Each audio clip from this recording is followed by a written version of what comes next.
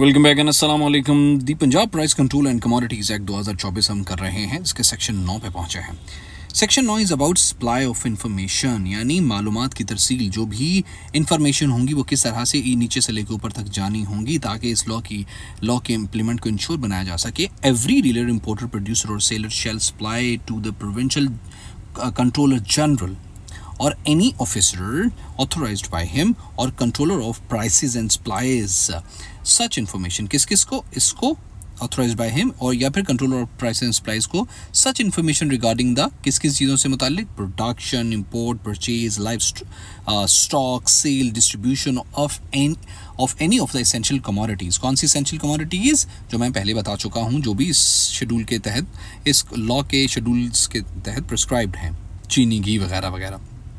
As the provincial controller general or any officer authorized by him, controller of the prices and supplies may by an order in writing require हर dealer, दरामद कुनिंदा, producer या फरोख्त कुनिंदा सूबाई controller general या इसके मजाज अफसर या प्राइस एंड सप्लाईज के कंट्रोलर को इनको क्या करेगा, किसी भी ज़रूरी शय की पैदावार, दरामद, ख़रीद, ज़ख़ीरा, फ़रोख्त या तकसीम के बारे में वो मालूमात फराहम करेगा जो तहरीरी हुक्म के ज़रिए तलब की जाएंगी। जो ये अथॉरिटीज़ तहरीरी हुक्म के ज़रिए पूछेंगी ना किसी से कि भाई आप बताओ आपने फ़लाँ चीनी के 70 तोड़े कहाँ से लिए थे, तो वो बंदा उनको वो मालूमात फराहम करने का पाबंद हो है legally according to section 9 of this act.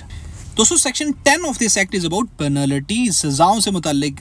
आप ये बताओ Punjab price control and commodities act का कौन सा सेक्शन सजाओं से मुतालिक है, तो वो सेक्शन 10 है। क्या क्या कहा गया इसके अंदर, पढ़ लेते हैं। एनी पर्सन हु कॉन्ट्रावीन्स कहते हैं किसी चीज़ की मुखालफत करना, किसी चीज़ के बरअक्स होना। Any order made under the act shall be punishable with the imprisonment for a term which may extend to 3 years, with fine which may extend to 500,000 rupees or both।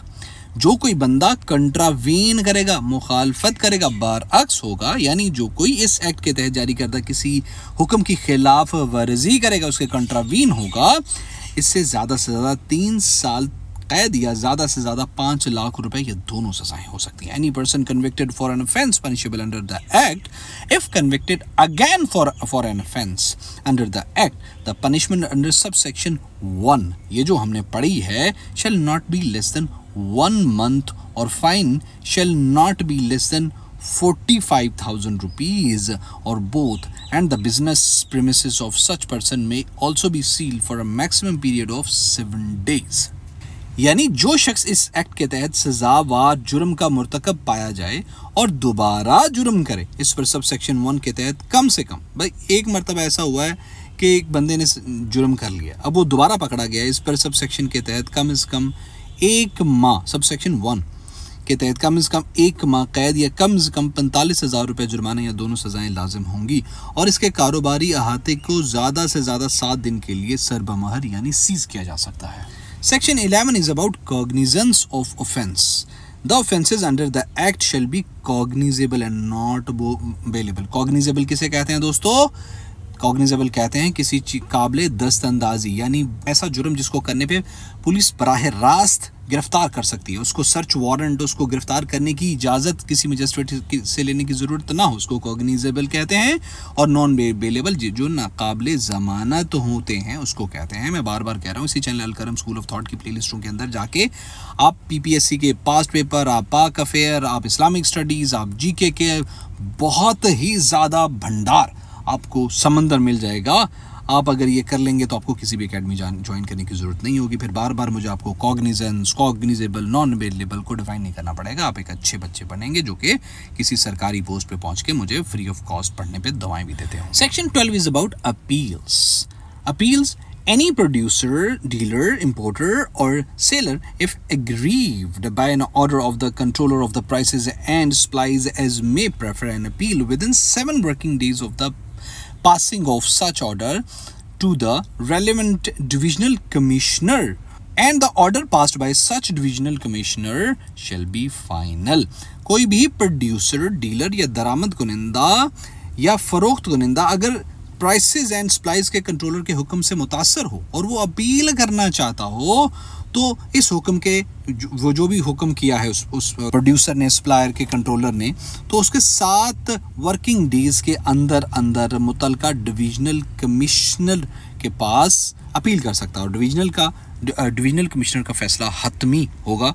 उस अपील को अब मजीद चैलेंज नहीं किया जा सकेगा। Any producer, dealer, importer और seller if aggrieved by the any order of the provincial controller general or any officer authorized by him may prefer an appeal within 15 working days of passing out of order to appellate committee, यानी उस जो appeal सुनने वाली committee constituted by the council and the order passed by such appellate committee shall be final. appellate committee मतलब appeal सुनने वाली committee ना, तो उसका भी ऑर्डर, अगर तो किसी बंदे को जो है ना वो कंट्रोलर ऑफ प्राइसेस के बारे से मुतालिक कोई शिकायत है तो वो किसको, डिविजनल कमिश्नर को अपील करेगा।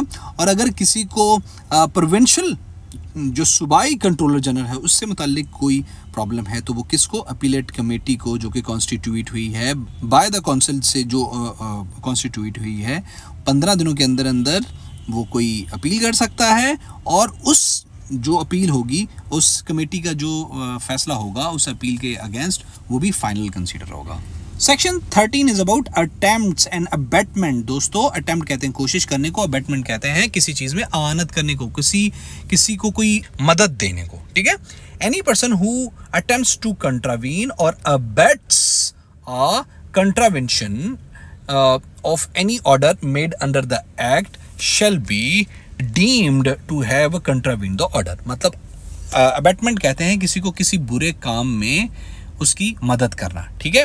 तो इसके अंदर वो बता रहा है section 13 of this act, commodities act, जो कोई इस एक्ट के तहत जारी करदा किसी हुक्म की खिलाफ वर्जी करने की कोशिश या खिलाफ वर्जी करने में आनत करेगा, इसे इस हुक्म का खिलाफ वर्जी करने वाला ही समझा जाएगा। मतलब जो मदद करेगा वो भी उसी सजा का जो है ना वो हकदार होगा।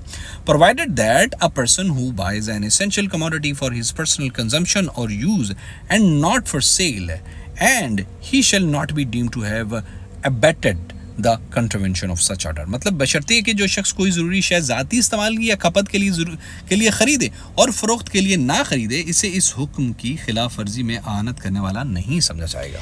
Section 14 of this act is about offences by corporation. Corporation अगर जुर्म करेंगी तो उनके ऑफेंसेस से मुतालिक सेक्शन 14 है। If the person contravening an order made under the act is a company or other body corporate or a partnership or other body of individuals, every director, manager, secretary, member or other officer or agent thereof shall, unless he proves that the contravention took place without his knowledge or that he exercised all due diligence to prevent such contravention, be deemed to be guilty of such contravention। मतलब भाई इसके अंदर सुनिए बताया हुआ है कि अगर किसी कॉरपोरेशन से, किसी कॉरपोरेट बॉडी से अगर कोई क्राइम होता है ना, तो उसके इदारे का हर एक डायरेक्टर, मैनेजर, सेक्रेटरी, मेंबर या दीगर अफसर जो एजेंट है, वो तमाम के तमाम बराबर के मुजरिम शुमार होंगे जब तक ये कंफर्म ना हो जाए कि जो कुछ हुआ गैर कानूनी इस कॉरपोरेट बॉडी से हुआ, उसमें उसकी मंशा या उसकी लाइल्मी शामिल थी। मतलब उसकी मंशा, उसकी रजा शामिल नहीं थी या वो लाइल्म था उस जुर्म होने से। Section 15 is about false statement. झूठी स्टेटमेंट से मुताल्लिक है। A person shall be punished with imprisonment for a term which makes 10 to 3 years or with fine or both। अगर वो क्या करेगा, 3 साल की सजा और जुर्माना होगा क्या करने पे, when required by an order made under the act to make a statement or furnish any information, makes any statement or furnishes any statement which is false in any material particular and which he knows or he has reasonable cause to believe to be false or does not believe to be true, or makes any statement or aforesaid ऊपर बताया हुआ in any book, account, record, declaration, return or other document which he is required by any such order to maintain। यानी अगर कोई शख्स दर्ज अमाल का मुर्तकिब हो तो उसे 3 साल तक या जुर्माना या दोनों सजाएं दी जा सकती हैं। किन किन अमाल का, किन किन चीज़ों का? जब एक्ट के तहत जारी हुक्म के मुताबिक कोई बयान देना या मालूमात फराहम करना लाजम हो और वो झूठा बयान दे या ऐसी मालूमात फराहम करे जो वो जानता हो कि गलत हैं, जिसके गलत होने का माकूल शक है, या जो वो सच नहीं मानता, या अगर वो किसी किताब, अकाउंट, रिकॉर्ड, डिक्लेरेशन, रिटर्न या किसी और दस्तावेजात हैं जिसे इस एक्ट के हुक्म के तहत रखना लाजमी है, झूठा बयान दर्ज कराए तो उसको कौन कौन सी सजाएं होंगी? 3 साल और जुर्माना। दोस्तों, section 16 of this act is about power to try offense. The offences punishable under the act shall be tried by special magistrate appointed under section 14A of the code. कौन सा? Criminal Procedure Code. Either in a summary manner as provided in section 262 to 265 of the code or under the chapter 20 of the code. If a special magistrate has reason to believe that any offence punishable under the act has been committed by any person, he may enter the place or premises where the offence has been committed and try the offences as provided in subsection 1. यानी इस act के तहत सजा और जुराइम की समाअत एक खसूसी magistrate करेगा जिसे ज़ाब्ता फौजदारी की दफ़ा 14 के तहत मुकर्रर किया जाएगा। ये मुकदमात या तो ज़ाब्ता फौजदारी की दफ़ा 262 से 65 के मुताबिक मुख्तसर कार्रवाई या बाब 20 के तहत चलाई जाएंगी। अगर खसूसी मजिस्ट्रेट को यकीन हो कि कोई जुर्म इस एक्ट के तहत किया गया है तो वो इस जगह या अहाते में दाखिल हो सकता है जहाँ जुर्म हुआ है और वो उन जुराइम को ट्रेस आउट कर सकता है। Section 17 of this act is about burden of proof in certain cases. मतलब भाई सबूत कौन फराहम करेगा अक्सर केसेस के अंदर? When any person is prosecuted for contravening any order made under the act which prohibits him from doing an act or being in possession of a thing without lawful authority or without a permit, license or other document, the burden of proving that he has such authority, permit or license or other document shall be on him. यानी जहां किसी शख्स पर इस act के तहत बनाए गए किसी हुक्म की खिलाफ वर्जी का मुकदमा चलाया जाएगा जो इसे अमल करने या किसी चीज़ के रखने से मना करता है बगैर कानूनी इख्तियार के, परमिट, लाइसेंस या किसी दूसरी दस्तावेज के, तो इसको इस बात का बोझ यानी सबूत देना उस शख्स पर होगा जो बंदा एक्यूज्ड है। मतलब जो बंदा भी गिल्टी है ना, उसको अपने आप को ये साबित करना कि वो गिल्टी नहीं है, ये उसकी जिम्मेदारी होगी। स्टेट की जिम्मेदारी नहीं है कि उसको गिल्टी या अनगिल्टी साबित करे। वो स्टेट की तरफ से तो वो गिल्टी हो चुका है, अब अपने आप को बेगुनाह साबित करने की जिम्मेदारी, बर्डन ऑफ प्रूफ उसी के ऊपर रहेगा।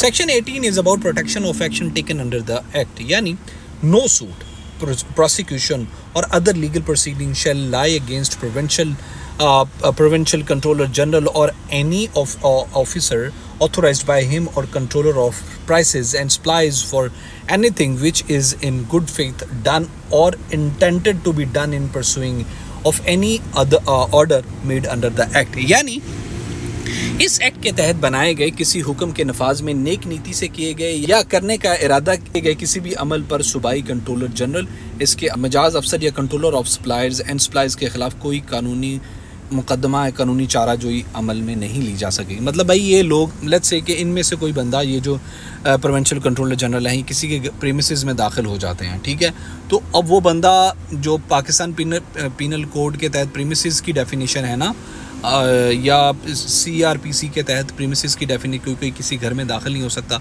वो उनके ये जो लोग हैं इनके इस अमल को सू नहीं कर सकेगा। भाई आप मेरी प्रीमिसेस में दाखिल हो गए, इसीलिए मैं आपको, बेशक वो मुजरम हो, तो अगर तो उनकी नीयत इस कानून के इम्प्लीमेंट को लेके है तो भाई उस जो सू की है, उस सूट की, उस कानूनी चाराजो की कोई अहमियत नहीं होगी। Section 19 of this act is about power to make rules. The government may by notification in the official gazette make rules for carrying out the purpose of the act, यानी हुकूमत भाई रूल बना सकती है, अपने गजट के अंदर notification जारी करके कोई नए कानून बना सकती है इस कानून के नफाज के लिए या उसकी हेल्प के लिए।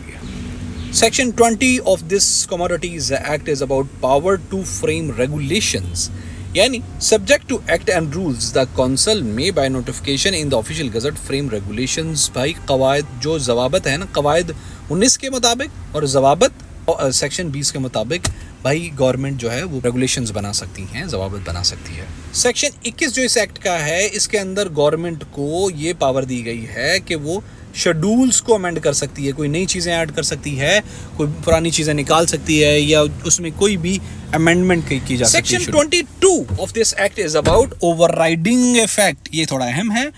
Any order made under the act shall have effect with notwithstanding anything inconsistent therein contained in any enactment other than the act or any instrument having effect by virtue of any enactment under the act। यानी इस act के तहत बनाया गया कोई भी हुक्म नाफिजुल अमल होगा, ख्वाह किसी दूसरे कानून या किसी ऐसे आले में इसके बरक्स कोई शिक क्यों ना हो जो इस एक्ट के अलावा किसी कानून के तहत नाफिज किया गया। मतलब CRPC में कोई एक ऐसी सेक्शन है, ऐसा सेक्शन है जो भाई घर में दाखिल होने के लिए ममानत करता है, लेकिन इस एक्ट के तहत ये कहा गया है कि भाई को आप किसी घर में प्रीमिसेस में दाखिल हो सकते हो। तो इसमें यह बताया गया है ओवरराइडिंग इफेक्ट होगा, मतलब तब आप ये जो एक्ट है इसका ओवरराइडिंग इफेक्ट होगा, मतलब ये सुपीरियर रहेगा, आप घर में दाखिल हो सकते हो। And last but not least of this act, आखिरी सेक्शन इसका 23वां सेक्शन है, रिपील एंड सर्विंग से मुतालिक है। The Punjab price control of essential commodities ordinance 2023 और 5 of 2024 is hereby repealed. Notwithstanding the repeal under subsection 1, all actions taken under the repealed ordinance shall be deemed to have been taken under the act. यानी जो Punjab price control of essential commodities ordinance है ना 2023 का, वो इस act बजरिया इस act के मनसूख कर दिया जाता है। मतलब उसको मनसूख कर दिया गया है किससे? इस एक्ट से। ये जो कमोडिटीज़ एक्ट हम 2024 पढ़ा है, मनसूखी के बावजूद मज़कूरा ऑर्डिनेंस के तहत किए गए तमाम इक़दामात ऐसे समझे जाएंगे जैसे वो इस एक्ट के तहत किए गए हैं। मतलब अगर वो मनसूख हो भी गया है ना, तो उसके तहत अगर कोई इक़दामात किए गए हैं तो वो इस 2024 वाला ये जो एक्ट है एसेंशियल कमोडिटीज़ एक्ट, उसके तहत शुमार किए जाएंगे।